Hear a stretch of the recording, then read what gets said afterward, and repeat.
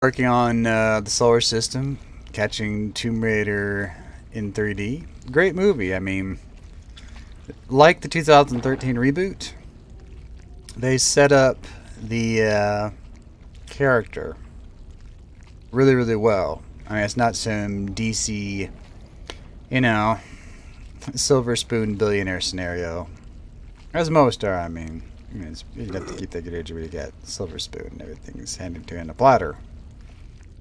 Nope. She starts out just as a courier, bicycle courier, scraping by, making energy. They set up her character pretty damn well, I gotta say. And they set up the foundation for the character in the series before and after Yamatai very well in addition.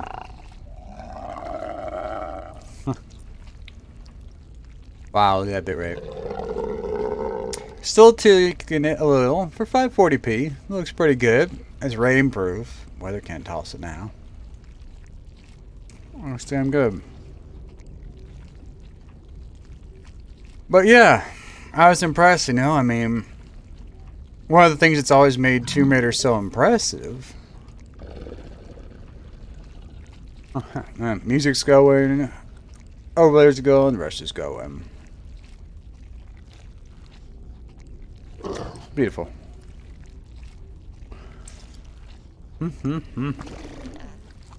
Yeah. No silver spoon there, though. Just an everyday gum chewing. You know, bicycle riding.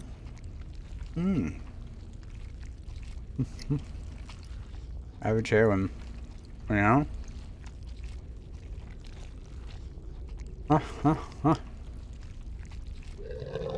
It was good to see. It really was good to see.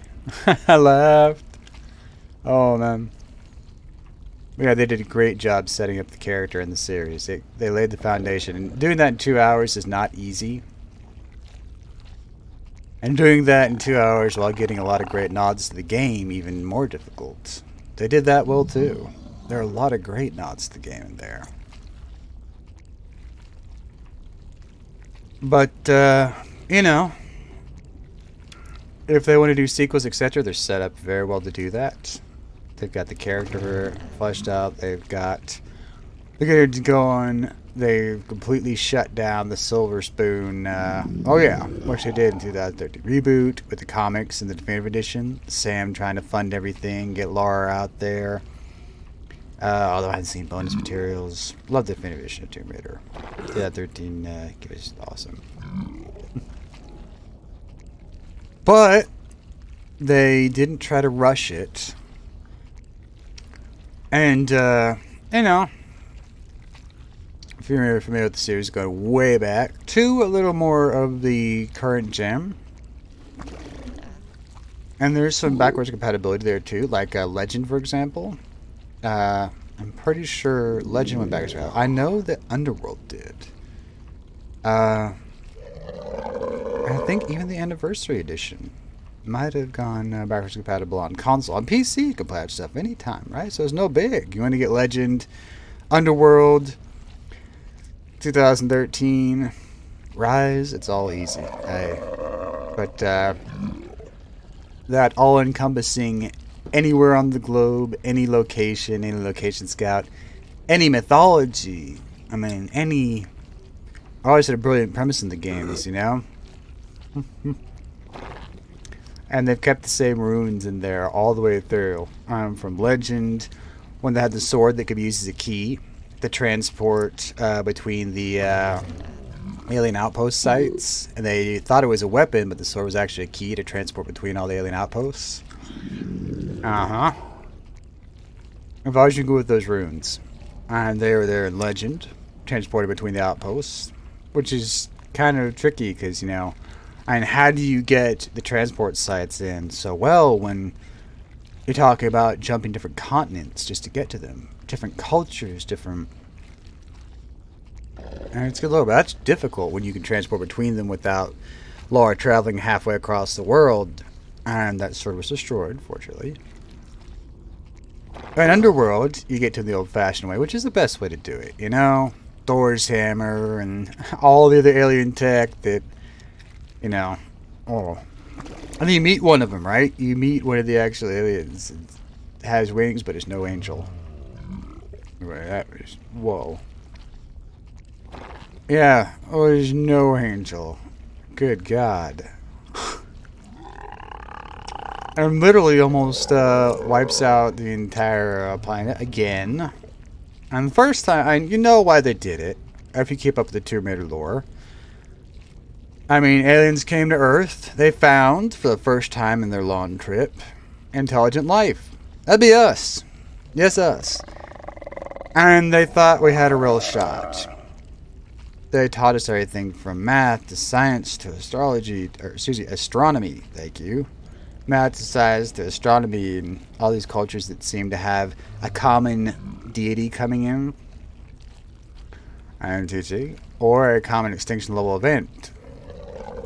Whether they went down in caves, which, you know, a lot of the Indian tribes have cave paintings to go down unbelievable. And there's all kinds of cultures that show everything from extinction level events, kind of like the flood to meteor to whatever you want to call it. But Tomb Raider's always been good about bringing that in under the aliens that dropped by and tried to educate and, yeah, bring mankind forward. In most movies, like Star Trek, you know, what's the first rule? Never introduce new tech to an alien world. That's the first rule of Star Trek. Star Wars, not so much. But non-interference is generally the first rule. And let's talk about it for the most part too, but when they finally hit that point, in the games, of course, the game lore, you're going back to Legend for this, and to Underworld. Back a good ways. One after 3,000 years, and Rise. Jacob, he's 4,000 years old. He was around since they were actually here, right? Because it's about 2000 BC. Because we're 2000 AC. So yeah, Jacob from Rise has been around for 4,000 years and is actually around since they first came by. And it looked like he actually respected the tech because he had everyone in the valley protecting it, right? You're thinking, wow, you know, out of all the civilizations that, oh, who's someone who got it right? Until you go into the frozen lake, see the city of immortals, yeah, and the immortal army, which literally obliterated the place. It's like, wow, you know what? He actually messed up pretty bad and then started over. Yeah, it took him a few thousand years to get it right. That didn't go the way he planned. So sad, huh? Oh, what a shame. And you think someone actually got it right. Look at the Greek mythology and, oh gosh, Pirates of the Legend. I had a bad day. Or the underwater diving parts and the mythology there. We've never gone to Atlantis, really. Wiping out an entire city and seeing the waves. And we've gone to ones that have been buried in earthquakes, volcanoes, and what looks like actual deserts, but aren't. Thor's hammer, which can level mountains. Went to that too. Norse mythology. That was Underworld. So we've gone Greek, we've gone Norse, we've gone all across the globe. But Tomb Raider again. When the aliens came, they tried to educate. By the time they realized that man was petty, they started realizing they were never really going to unite mankind. And it hit them, you know, out of everyone out there, all the intelligent life they found, themselves included, for the first time ever, they have found intelligent life, and they've really discovered what pettiness is. I mean, from greed to war to, yeah, it wasn't good. I think it was 3,000 years, but again, it wasn't good. Kind of sad, actually, because thinking, oh, there is intelligent life out here, and yeah, that's a rough introduction to greed and pettiness and war and everything in between. And for each of their outposts, and there are hundreds of them across the globe, they chose a select few to guard them when they left. And they said, you know, we can't just have... Yeah. We spent so much time trying, but mankind is just too petty. And so, the extinction level event, that nuclear winter block out the sun, that wasn't a meteorite hitting. In Norse mythology, that'd be the circles in the serpent, or the circles that encircled the Earth. Our underworld is a machine built near the Earth's core that pumps magma, like volcanoes that we see above ground, into the atmosphere, blocking out the sun. And one of the aliens that stays behind almost sets it off a second time. They used it to create an extinction level event, leaving only the best and brightest of the followers, in the hopes that they'd give us a real shot, and that those followers would protect the technology for hundreds of generations to come. Because they left their outposts and abandoned the place. I mean, that was it. After 3,000 years of seeing mankind's pettiness, they were done. Laura actually goes down to that machine while she's trying to set it off and saves the world. An underworld. Literally under the Earth's surface. Like way down there. She gets a hold of Thor's hammer and the other alien tech, which lets her move objects that weigh several metric tons like their paperweights. It's not as cool as going and traveling between the sites via the teleportation network that they set up with the sword, which was the key in Legend. And you still travel the old-fashioned way, but you see a lot more of the tech. And, you know, as far as the circle and circle of the Earth, the extinction level event that wiped everyone out, which left their followers as they're told to go underground. We'll just see on History Channel today all these different civilizations across the globe, which all reference extinction level events and deities that come and teach and blah blah blah. So they tie in the real life cave paintings and mythology, etc., with all these different religions, with all these mythologies and all that, and in a all-encompassing premise. Sorry, it is 6 in the morning. Got up a little earlier than I intended. 10 a.m. working on stuff yesterday, and up at 6 a.m. today. Didn't get started at 11. Everyone was just breakfast, so tried to get a decent sized group out there to start. And try to do the same thing today. But by God, we went from 11 until about 2:30, and we got stuff done. Yeah, we did. We started a little later, but it was all cool, and even celebrated catching Tomb Raider 3D. So hey. But yeah, we really got stuff done there. Beautiful when this thing's set. But yeah, that premise is let Tomb Raider, unlike a lot of other series, you know, I mean, it's a little more random. Take Indiana Jones. Randomly goes after one mythological relic here or there, but it's always supernatural. There's no real plausibility behind a lot of it. It's either you believe or you don't. And there's no science behind it. It's spiritual, supernatural type. Tomb Raider with alien tech can explain a lot of that mythology by just saying that people simply misunderstood the technology. So it adds a great deal of plausibility there. And it takes time for this stuff to become myth. Hence mythology. At first it's, oh, don't screw with the high-grade alien tech. The couple of hundreds of us that are here, everyone else out there, dying right now. This is an extinction level event. They have reset the field and they're leaving. We guard this and the rest of the work is turning and we move on. But that was it. This all stays locked up. Like Area 50 and we just leave it be. Of course, 10 generations here or there becomes from rules and guidelines and our responsibility in keeping this game to a little more of a legend. Hence the legend game. And then after a little while it becomes myth. And after a little more time it becomes, are we really going to keep guarding this? Because this is ridiculous. And while the great-great-grandparents of others did, you know, that was the old days and the old times. And, yeah, we're smarter than this or that. And then someone goes back, starts looking, digging through the tech. And like finding, yeah.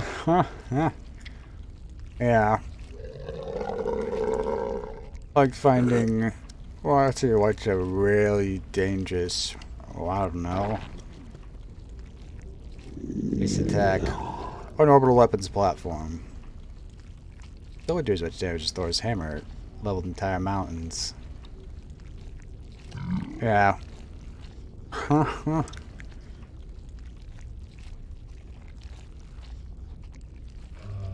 But, they play with stuff they shouldn't have. No respect for the technology. And worse than that, no proper understanding of it. So, you know, you start getting in there and messing with stuff you don't understand. At first, it's phenomenal cosmic power. Right? You're big, you're bad, you're a god amongst your people. Until you bring down a little more juice than you intend and wipe them and everyone else around you out. And there goes civilization as they know it. And it happens all over the globe. They lose respect for the tech. They go in there, start poking around where they shouldn't. And, yeah. And the whole point was to start over, let them have a stored knowledge, and to move on at their own pace, right? No leaps or advances in technology, no tipping the balance of power, no nothing. That was the whole freaking idea, kind of like Star Trek. And then they go into it, no respect for any of these outposts, because it's all myth by then, and turns out a lot of this tech's real, it's not myth, and at first there's a lot of power, and influx and balance of power. You start to conquer, and before I know it, things go sideways and they wipe. Yeah. It's like trying to use a nuclear bomb, you know, within a 1 mile radius. It destroys everything in about 5 or 10. Not smart. And what they're dealing with? It wipes out everything for 20, 50 miles. Kind of like Thor's hammer. Yeah. You want to watch that area of effect stuff, especially when you're caught up in it, as well as everything for as far as the eye can see. That's just not smart. Real stupid. Real stupid. But again, they don't understand the tech, and they're playing with stuff they shouldn't, and the area of effect and damage is unbelievable, so... Bad idea. Bad idea. I may start with Stukov. Or Dahaka. We're gonna go with Abathar. I don't know.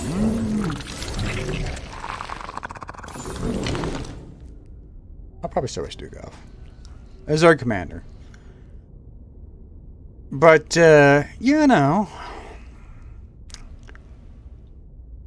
Every time it goes sideways, there's ruins of that civilization, and at some point the Technet that destroyed it is still there.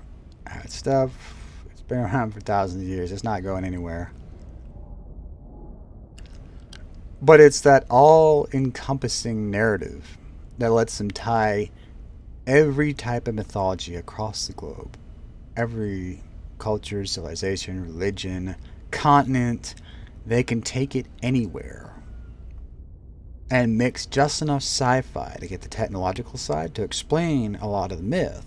So at first it's myth and you kind of, okay, it's mythology, you know? Till the alien tech that thousands of years later was explained away as myth or mythology makes it very, very real.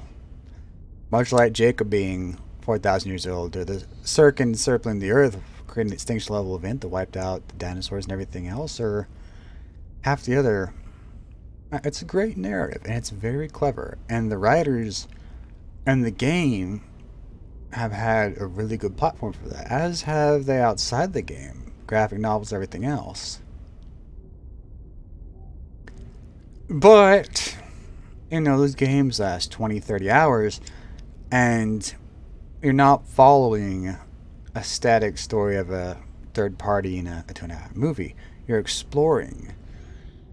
You're discovering, you're creating. And half of that, you're putting the pieces together yourself. And there's little hints and Easter eggs. And from one game to the next, you kind of learn a little more. And yeah, it's not entirely a linear static experience. It's dynamic and fluid and non-linear in a lot of those titles. And as far as the little things that go from one to the next, you really have to look at the lore in each title to put all this stuff together. Hence the discovery and exploration portion. And two different people can have two very different playthroughs and manage to even discover a fraction of this in each of their playthroughs. So you put it all together. That's really an incredible thing that the writers have taken advantage of with gaming as the medium for the lore and the stories, versus laying it all out in a 2-hour sit down to kind of watch someone else explore a little bit. Which still works, but not quite as well as the games. It's a very different format. It's 100% linear. It's 100% static. There's nothing dynamic. So yeah. But did a good job with. It's very different from the games. It's true of StarCraft too. You know? You got 9 really good books.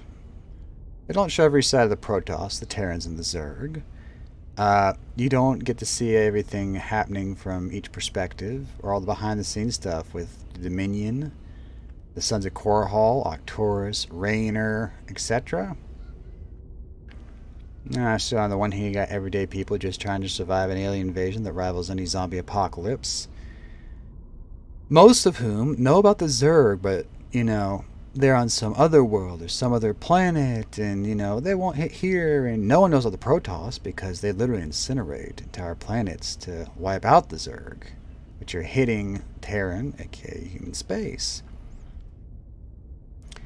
And if you're used to playing the games, you get to see from a great many perspectives and discover and explore and really get an idea of all this lore, but it's a bit more of a static experience. There's not a lot of dynamic. So yeah, for the books, it's very different. But, you know, on the other hand, it's done from the perspective of someone who knows so little about what's actually happening, is just trying to survive it. And I do cover each, too, a bit as well. And each kind of has that perspective, right? And for the Protoss, they just don't let the Zerg run wild, but have no idea what's happening with the Terrans. And to some degree, a lot of them really don't care. We're just not really seen as that intelligent, not till, whoa. Haha. And Zerg, things like that. But yeah, good books. And, yeah. If you just read the books, you'll be disappointed. But if you've played the games, you know all the lore, the story, you've got good, then you will love the books. So unlike the Tomb Raider, I think people who played the games, they have already gotten through, they've explored, they've got everything in there, they know the lore, they've actually gone and explored, discovered, and a pretty good extent. And like I said, two people can play it through, and someone who really is gone in and dug into it will take a lot more away from it than someone who has, you know, not. But that's the point. It's not sitting down and having someone just lay it all out statically for you. You actually have to get in there and work at it and discover, you know, put yourself in, yeah, whichever person you're getting through that game's shoes. And, you know, if your head is not on swivel, you're not as observant. You're not trying to, you're not going to learn as much. That's true as much as anyone else who is in that scenario themselves. So, in a movie, everything's laid out, and the character, of course, is paying attention, and of course, is learning everything, and of course, well, guess what? You're doing the same thing in the game, and no one's going to sit there and let you veg out with a bag of popcorn. You actually have to get in there, play through, make hard decisions. This is not a linear experience. It's dynamic. It's fluid.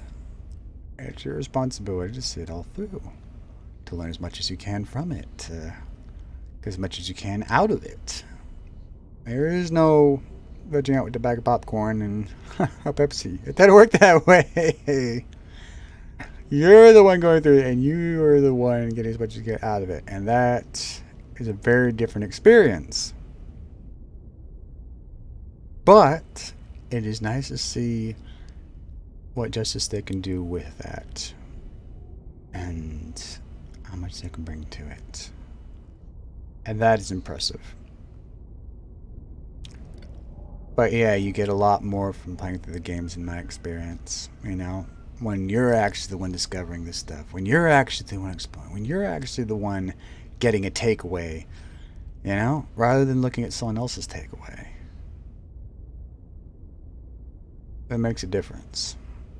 So if you played the Tomb Raider games, then the movie establishes a really good baseline for Lara, her character, how she gets started into what her father would call his quest for the supernatural. And right now, I think in large part she still considers a lot of that to be supernatural. That's how the 2013 game worked. It was her beginning. There was no all-encompassing narrative. There wasn't a single glyph in there. Nothing in tech either. At least as she saw. There we go. It almost looks supernatural to a degree, right? And then you get into Rise, and yep, at the very end of the game there, she starts finding Trinity, who is also after the supernatural, aka alien artifacts. They look for supernatural artifacts. Her dad knows somebody named the Trinity. But they're not looking for supernatural artifacts, they're looking for, alien artifacts, aka alien tech. Like the stuff that kept Jacob alive for 4,000 years. And her search for immortality, which she gets a hold of, but it takes out near the end of Rise of the Tomb Raider. So yeah, but it was good to see, and we're headed that way now. Legend and Underworld, they were heavy on that alien tech. That's much later in Lara's life when she's really gotten into this stuff. You know?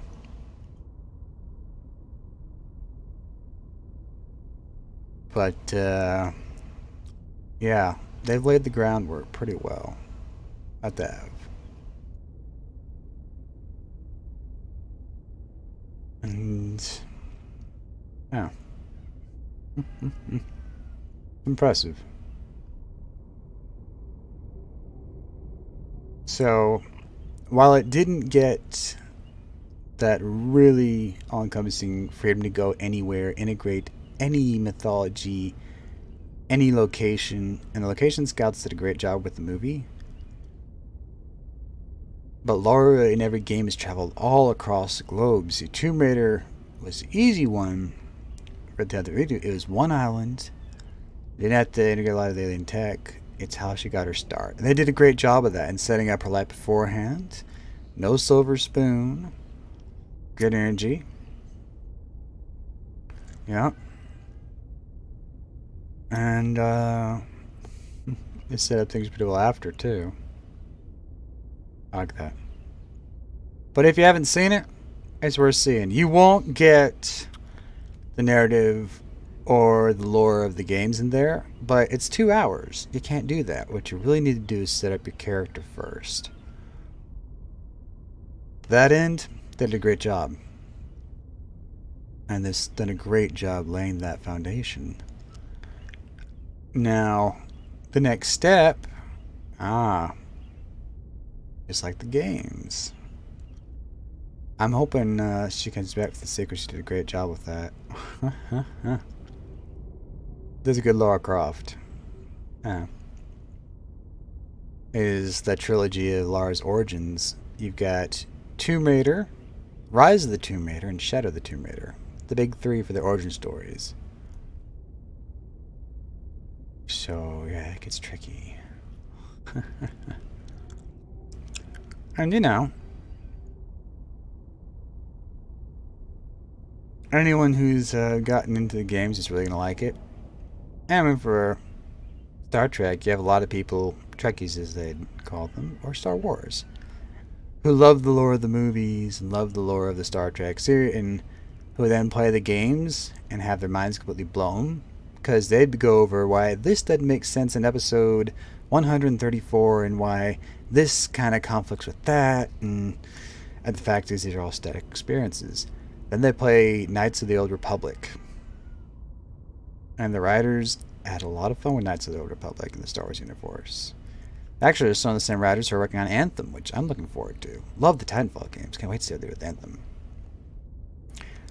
And for the first time, they go from watching the Star Trek series for God knows how long to actually getting into a completely linear game where they're responsible for their takeaway and for how things go in the game. Their responsibility falls entirely on them. They're the ones exploring, they're the ones discovering and creating. In a dynamic experience, you generally tend to largely create the experience yourself. It's not even linear. So playing through Fallout New Vegas, you know? You got well over 50 different endings. There's 3 for every location, faction, and follower. You got different takeaways after you play through. You got different everything. You got the full karma system. Your character can be pretty much anything. Hey, you could be an idiot who goes around chucking dynamite, blowing up someone as it goes, right off the walls. No, don't do that. You can take it a little more seriously. You can check out my Fallout New Vegas collection if you'd like to see how I tend to do things when I play. Yeah. A completely non-linear experience. It's a good collection. But, yeah. A lot of people who've only seen TV shows. Star Trek, Next Generation, Deep Space Nine, Voyager, etc. When they start getting into the games, and Knights of the Republic is old. That's original Xbox old. It's real old. You're talking a decade and a half old. Plus, it's 01 when the Xbox released, so yeah, coming up on 2 decades old. But a lot of people who just actually really got a taste of the games after being such big fans of the TV series and movies, minds completely blown. For a lot of them, that was the first time they got a really, truly dynamic experience in. You know? And it's a lot easier to transition from a completely linear sit back and watch someone else explore, discover, and but when it's the other way around, you go from a dynamic experience like a game to a completely linear or static one like a movie. That is much harder because you got to give proper nods to the game while setting up the character, while, you know, kind of, that's difficult. I mean, ooh, that's very difficult. And to that end, they did a great job with it. They did a great job with it. So that is much tougher to do. And you see it everywhere from the Star Wars games to the Star Trek games to any major series where you got a lot of sci-fi fans in on it, and then they play the games from Knights of the Old Republic to some of the other I'm gonna just place a large part there. I think you got some games where they really don't actually go into sequels and you just got one playthrough, but you know, the character's just really good, the content's really good. Yeah, the one-hit wonders, I think is what they'd call them. Yeah. But a lot of them, they're never copied. The game mechanics, we've seen game mechanics that are picked up in every game just like movies. Bullet Time went from The Matrix and every other Matrix after it into every other series as a studio effect where they just line up a dozen cameras and then jump from camera position to camera position in the frames as they play to circle objects, etc. Games have the same thing We've had games that do anything from stopping time to Titanfall, jumping between dimensions. That was a great game mechanic, by the way. That was brilliant. Titanfall 2, excuse me, Titanfall 2. Those are some awesome killer puzzles. Titanfall 2 had a great campaign. One of my favorites for that year. But, my game mechanics that haven't ripped off the date. Wanted. Being able to curve bullets in real time. On any angle, on any... I mean, yeah, people who can sling bullets. You look at a lot of the Marvel stuff, and you see people, gunfights in planes, and windows being blown out, and people being sucked out of the cabins, and Superman suits it to save it, or everyone jumps out with parachutes, etc., whatever it may be. And the Wanted games, though, when the assassin tried to take someone out of a plane,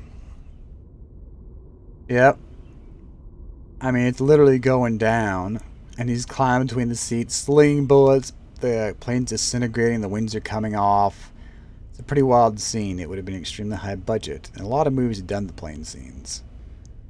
Even the comically bad movies, Snakes on a Plane, and even the most jokeable movies have done plane scenes.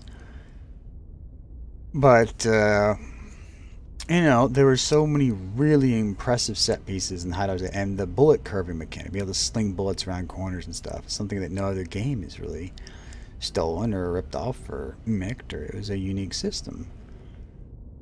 But, you know, it's just the one game, right?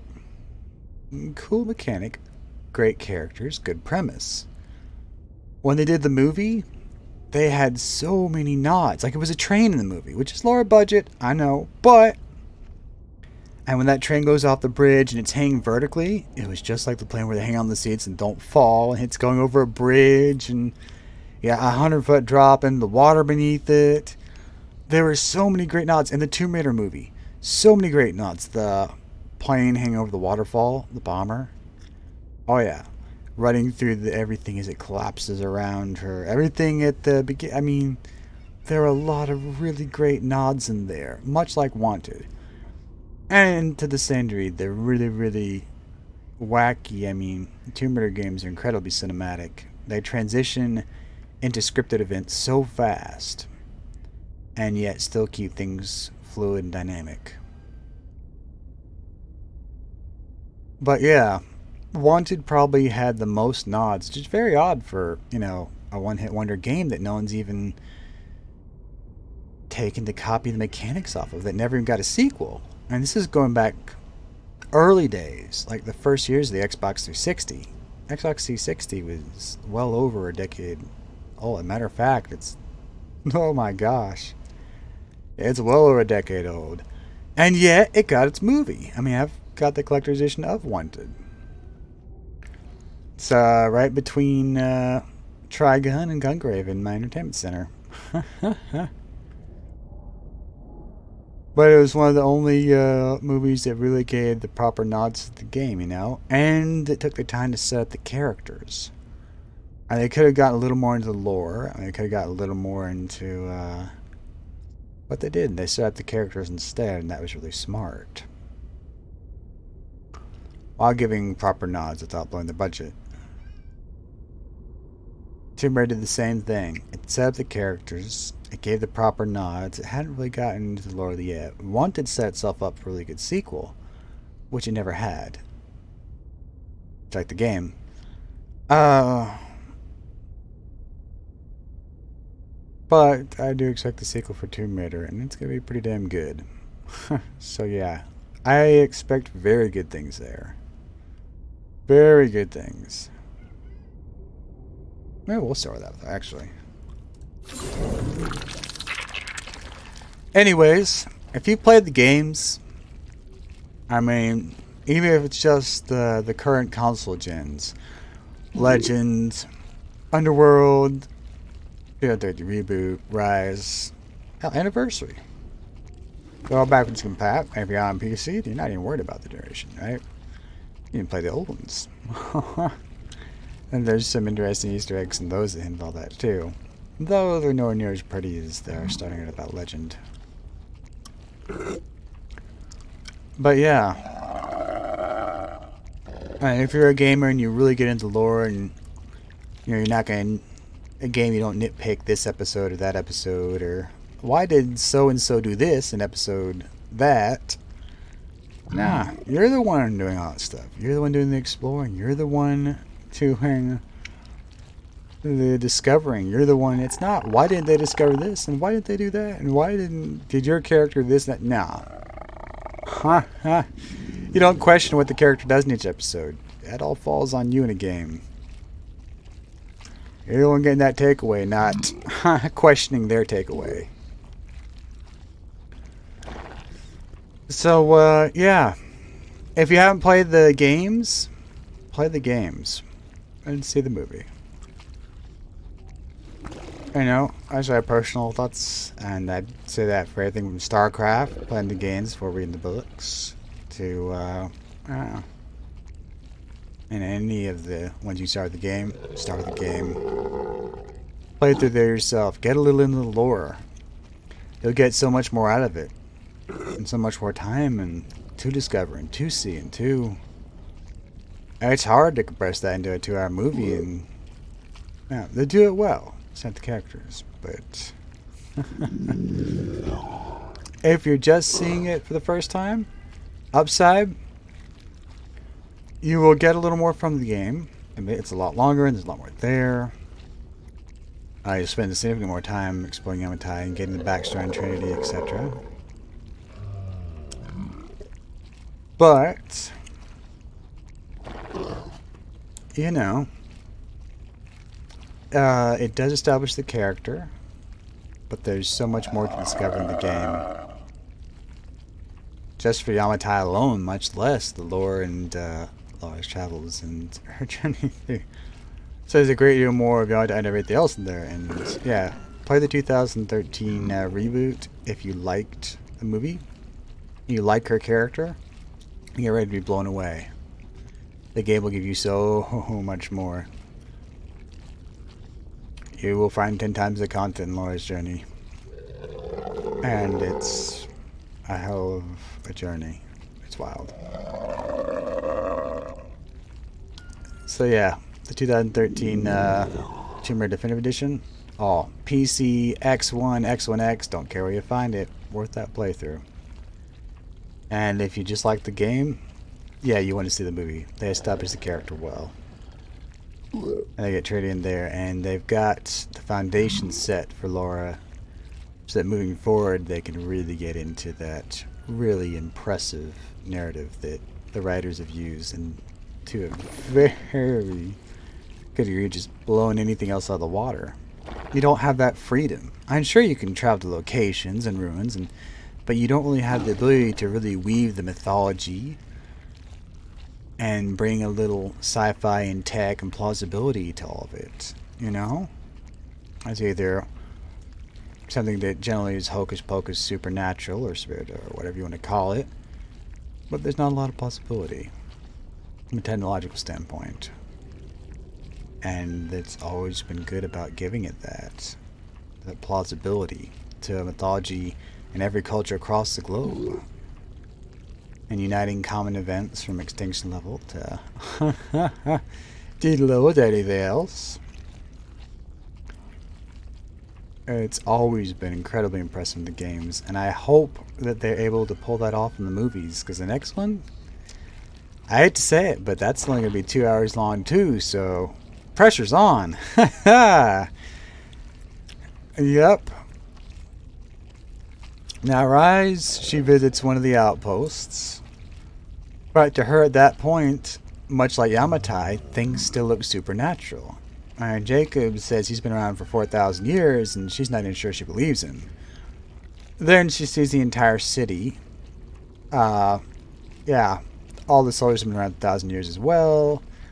And her first piece of alien tech, the very first runes.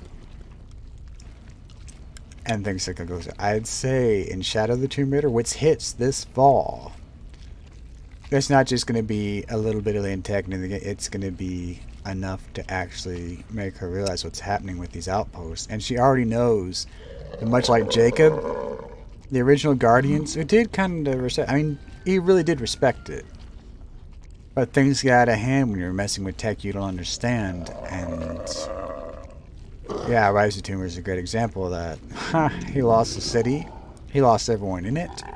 He started over. Yep. And did a good job of it. But that first run, not so high. And yeah, 4,000 years of regretting that and watching it all just start. That's sad, man. Ooh, that's sad.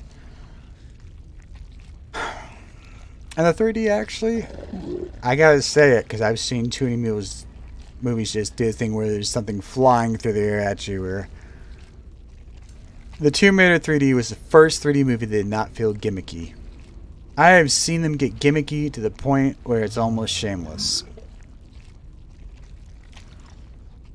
You know? And most games don't worry about that because there's an integrated mechanic that's available anytime through the playthrough. Sometimes it can get a little gimmicky in some games, but because that mechanic in the game is part of the game mechanic that you have access to anytime, it generally won't get gimmicky. Movies have done that with 3D, and this was just a lot of fun to watch. It looked great, and not once did it ever feel gimmicky. It was impressive. I like that. That was very impressive. So yeah, I was impressed. StarCraft still got some of the best lore out there. If you've played the remastered version, or back in '98 you played the original, you know that the series kicked in with scripted events for the first time ever in RTS. You had scripted events, you had voice acting, you had real characters, you had great lore, you had dynamic changes in perspective, and yep, non-static playthroughs, Blade Egg everything.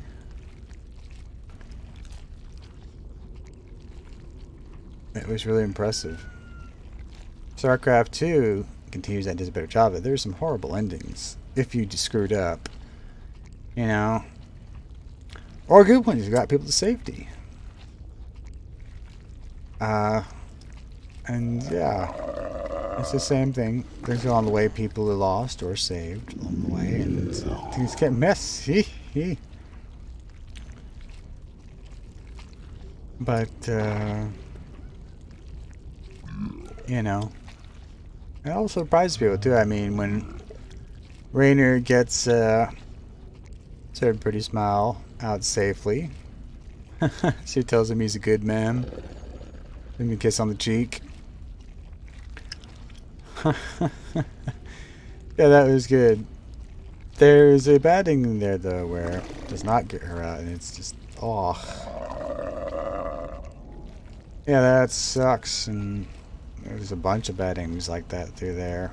Actually, our next co-op commander, we got 1, 2, 3, 4 current co-op commanders. We got 1, 2, 3, 4, 5 Zerg, and yeah, 1, 2, 3, 4, 5 Protoss. We still need one more Terran.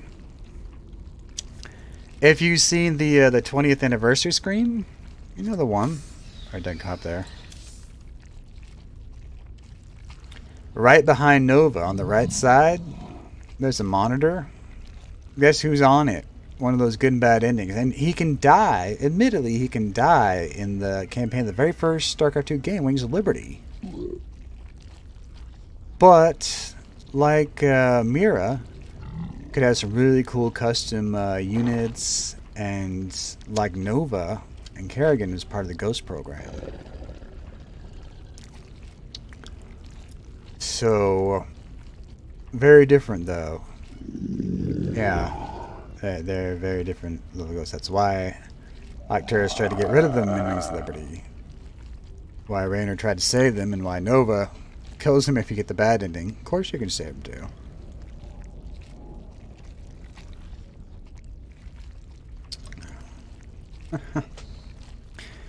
So, excuse me. Gotta be careful. Careful chewing gum. While drinking water. One sec.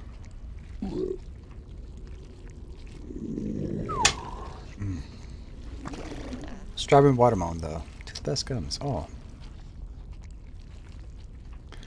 There we go. But, anyways. Yeah, when you've got that dynamic... I mean... Ooh. Free flowing. Up to you. You're responsible for all of it. And depending on the time you take away, and it's up to you to explore, to discover, to to really set the path. It's all dynamic. It's not static. Either they all pull through, or almost no one does. Yeah.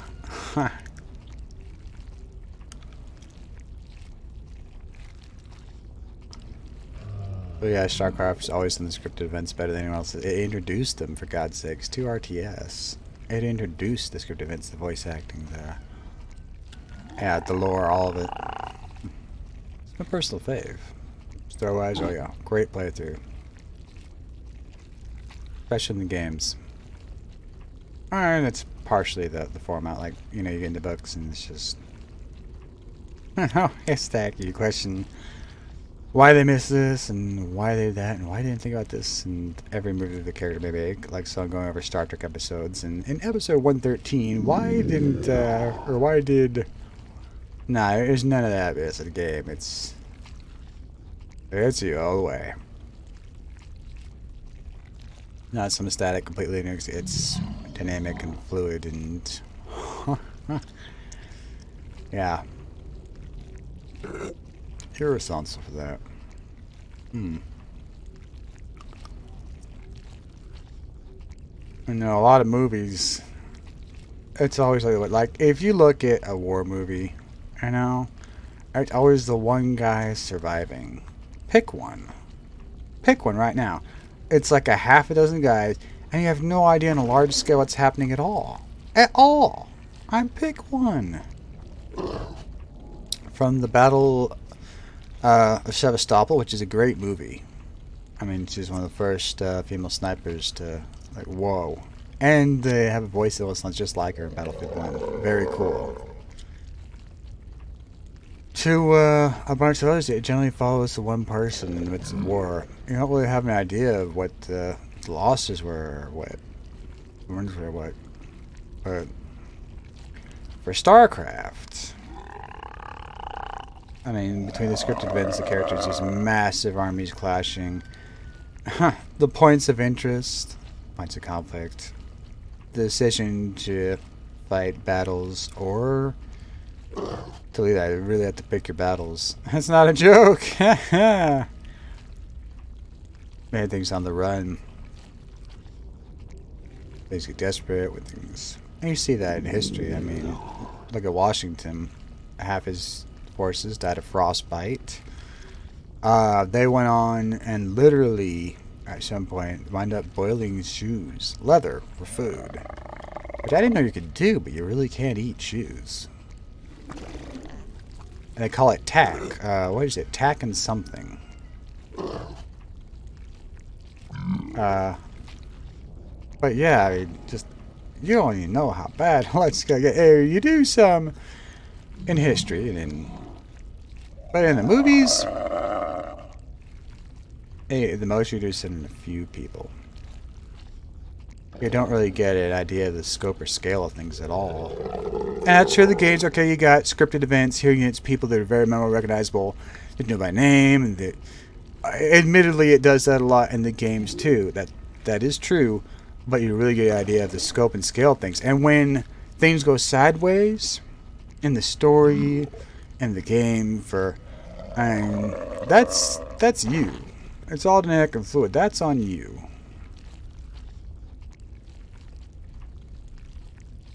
It's like, oh, right, that's right. That is entirely on you. Co-op. I can go through and lose maybe 1 or 2 units and take out hundreds. On the highest difficulty. This is brutal right here.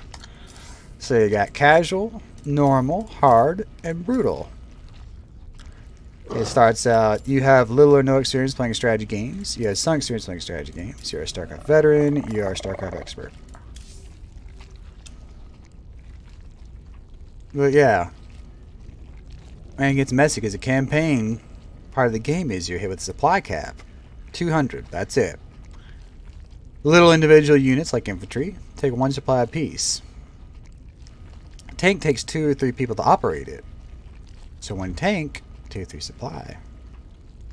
A shuttle, evac, medical evac shuttle, takes 2 people to fly. So the bigger units, I might have half a dozen in there. A science vessel, for example, takes a fair bit of supply. You only have so many units to command the field at once. And even so, you may see a lot of loss too, through the campaign, through the co-op. And that's all on you as you go. And no, it's all dynamic. And that loss will include hero units. Or other characters you'll see in game. And as they go through the story and things kind of shift and go sideways, see a lot of strategy back in the day before they had scripted events. All that really mattered, whether it's StarCraft, is that you beat the level. That's not a joke. They were simple, what they call FMVs, full motion videos, movies essentially. Like movies, they were 100% static. That would play if you beat the level. So essentially, beat the level, we don't care how you beat the level, we don't care what you do in the level. Just beat it, and then we'll play a little movie, tell you what happened afterwards, and you can beat the next level. And it's all good. That was it. Dry, cut, and 100% static. That was it. No joke. Beat the level, we'll show you a movie, and then you can play the next level to the rest of the story. And, no. No. Well, StarCraft comes along and introduces scripted events in the level that change in real time. They introduce characters, voice acting, people that you want to get through alive. And literally, if they die, the story dies with them. Literally, you can't progress if they die. They introduced the dynamic events, they introduced real time. And it wasn't, hey, beat the level, you know, and then we'll show you a movie. It was all scripted, dynamic, real time. And there's some really beautiful FMVs between. Man, it was some stunning. Oh, ho, ho. Point in case. Let's see here. My favorite campaign. We got Wings of Liberty, Heart of the Swarm, Legacy of the Void, and the Covert Ops. But mine was Heart of the Swarm. This one for me, and there's so many great stories here. But Heart of the Swarm is my personal favorite. And they mix and tell the story through the in-game engine, through FMVs, through the gameplay itself, and they never quite stick when they kind of make sure that they cover each so that it's always there. For example, if I were to go right here, this would be an FMV. If I were to go through these, then it'd be in game.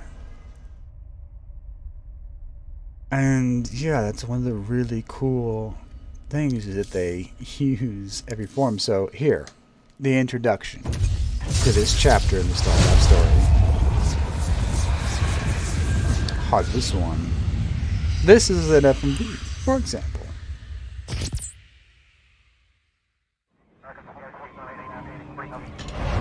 is all you had back in the day. There was nothing else. These would play after you beat a level. That would be it. They still use this. These are beautiful. And these have detail levels that would make Disney and Pixar's head spin. Look at that. Down to single. Holy detail levels are ridiculous.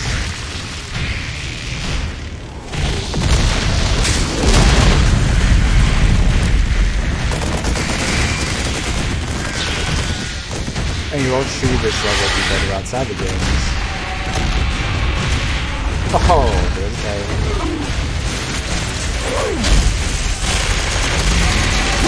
There comes 340 tons of hurt. Lily Elephant is smart like in toenails. And there's big old claws up there. Like skyscrapers sitting at you. Those are 7-story buildings on your side.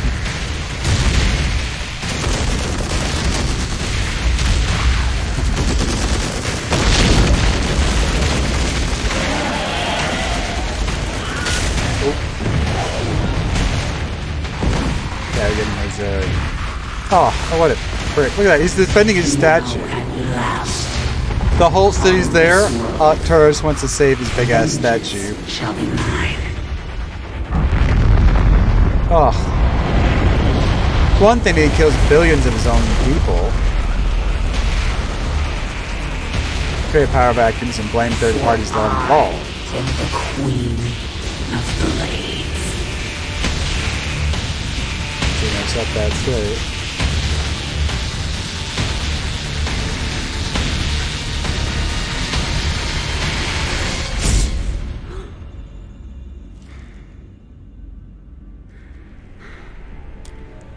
That's an FMV, and a beautiful one. The detail levels are wild.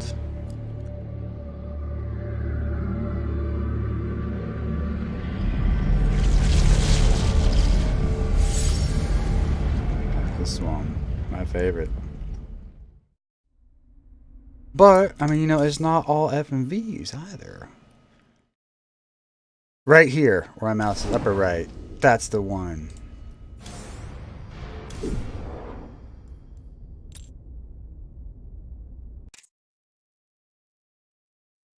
They say a man never really knows himself. Waited hard for me. Oh, continue. Sorry. Where did I leave off?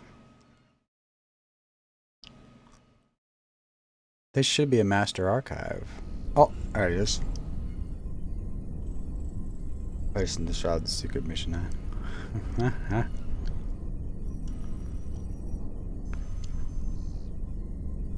So, again, you've got all these, but you also had the in-game stuff too, which can end good, or it can end bad. For example, this one.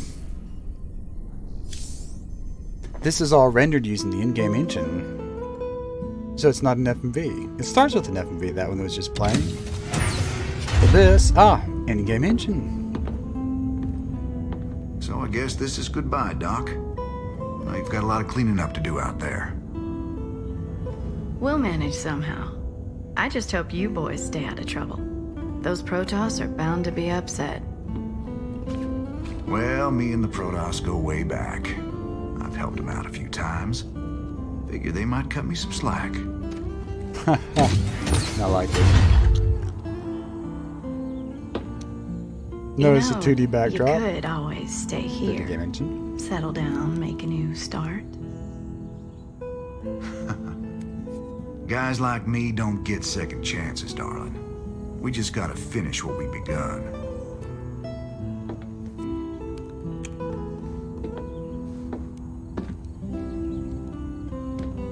You're a good man, Jim Raynor.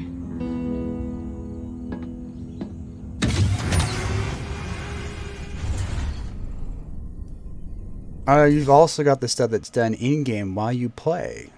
They use a portrait system, which they came up with in the first game. Right there in the lower left-hand corner, you can see the character speaking, you know, their face, their voice, you can see the character, etc. And they utilize all of these tools extremely well.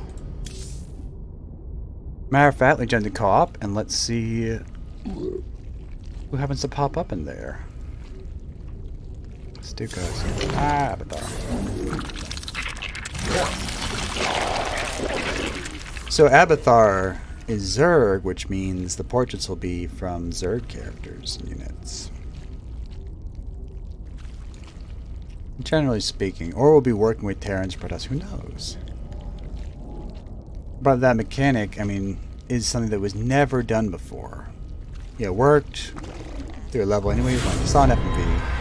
You didn't have the scripted events. You didn't have that dynamic. You didn't have in-game with FMV, with all this stuff, and you didn't have lore or anything else. StarCraft has done it better than anyone to date.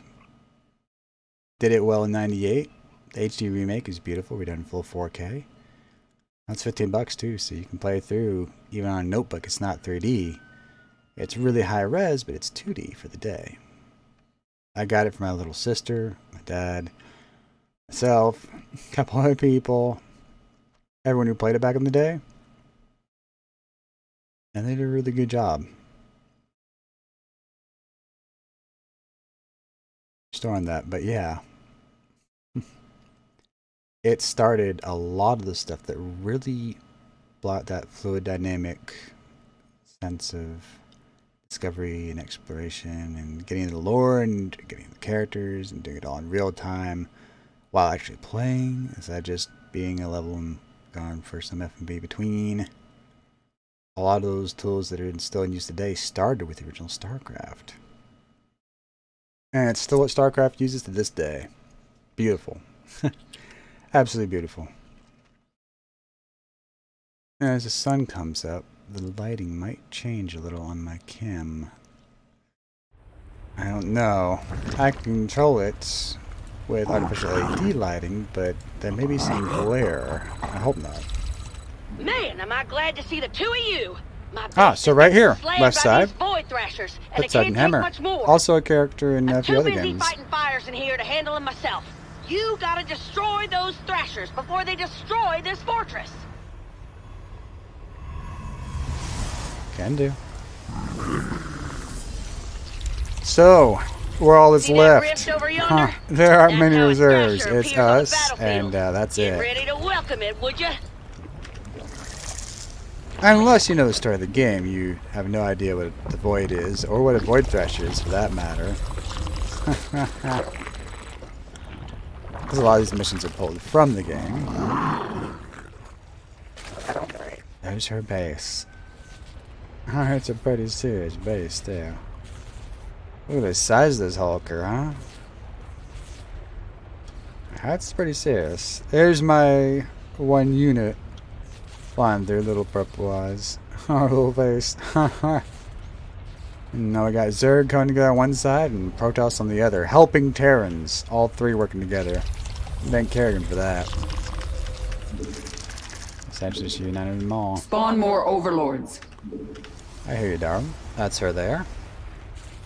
So you got portraits for characters talking, and down here on the right, little overlord looks like. Little drones. So the ability to integrate a story, and here it's more objective based with characters from the actual story tossed in. As in co-op, you would want to have as much of the story as campaign, or there'd be two different factors. You know, you got two people, two different playthroughs, that limits the approach and a great many other things. So that, yeah, if you take different paths, or if you choose different, Eliminate incoming enemies. that could get messy, right? Can't do that with co-op the same way. Too many variables there. I got two people playing through. It just gets tricky.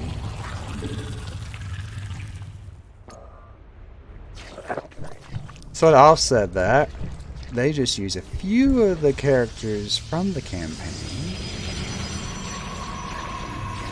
Enemy Terrans on battlefield.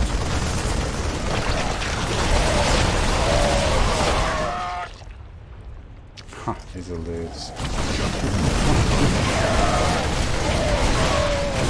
Look alive, I didn't lose a people. single That unit. thing is spitting white-hot fire at the Oh. fortress. Taking it out is your main objective. Targeting objective will destroy. Alright. What's up, man? Actually, if I go over the story stuff here, I'm gonna Mutation get hurt in this completed. game because it's pretty difficult on this level to